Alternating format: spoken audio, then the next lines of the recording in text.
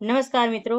આજના વ્યસ્ત જીવનમાં દરેક વ્યક્તિ સ્વસ્થ રહેવા માંગે છે, પણ સમયની કમી અને ખરાબ આદતોના કારણે આપણે પોતાની તબિયતને અવગણીએ છીએ.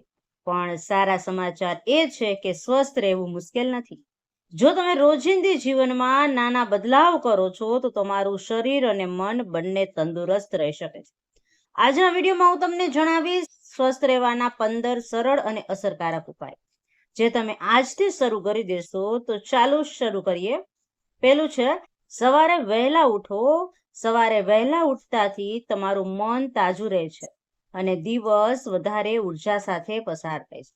બીજું, રોજ કસરત કરો. ઓછામાં ઓછા 30 મિનિટ ચાલવું, યોગ અથવા તો એક્સરસાઇઝ કરો. શરીર ફિટ અને એક્ટિવ રહેશે. ત્રીજું છે, પૂરતું પાણી પીવું. દિવસમાં 7 થી 8 ગ્લાસ પાણી પીવું જરૂરી છે. પાણી શરીરના ટોક્સિનને બહાર કાઢે છે. ચોથું છે, સંતુલિત આહાર લો. ફાસ્ટ ફૂડ ઓછું ખાઓ.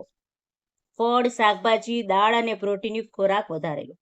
પાંચમું છે, પૂરતી ઊંઘ લો. દિવસમાં તમારે 7 થી 8 કલાક ઊંઘ લેવાથી શરીર અને મગજ બંને રિફ્રેશ થાય છે. છઠ્ઠું છે, તણાવથી દૂર રહો. વધુ સ્ટ્રેસ તમારા સ્વાસ્થ્ય માટે નુકસાનકારક છે. ધ્યાન, પ્રાણાયામ અથવા તો મ્યુઝિક સાંભળો.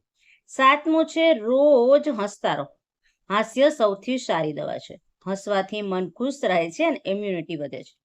આઠમું છે, જંક ફૂડ અને વધુ મીઠાઈ ટાળો. વધુ તેલ, ખાંડ અને પેકેટ ફૂડ શરીરને ધીમે ધીમે નુકસાન કરે છે. નવમું છે મિત્રો, નિયમિત ચેકઅપ કરાવો. સમયસર હેલ્થ ચેકઅપ કરાવવાથી બીમારીઓ વહેલી તકે પકડાય છે. દસમું છે, ધૂમ્રપાન અને દારૂથી દૂર રહો. આ બંને આદતો તમારા શરીરને ગંભીર નુકસાન પહોંચાડે છે. 11મું છે મિત્રો, સકારાત્મક વિચારો રાખો. પોઝિટિવ થિંકિંગ તમારી માનસિક અને શારીરિક તંદુરસ્તી માટે ખૂબ જરૂરી છે. 12મું છે, સૂર્યપ્રકાશ લો. સવારે 10 થી 15 મિનિટ સૂર્યપ્રકાશ લેવાથી વિટામિન ડી મળે છે. 13મું છે મિત્રો, વ્યક્તિગત સ્વચ્છતા રાખો. હાથ ધોવો, સાફ કપડાં પહેરો અને આસપાસ સફાઈ રાખો.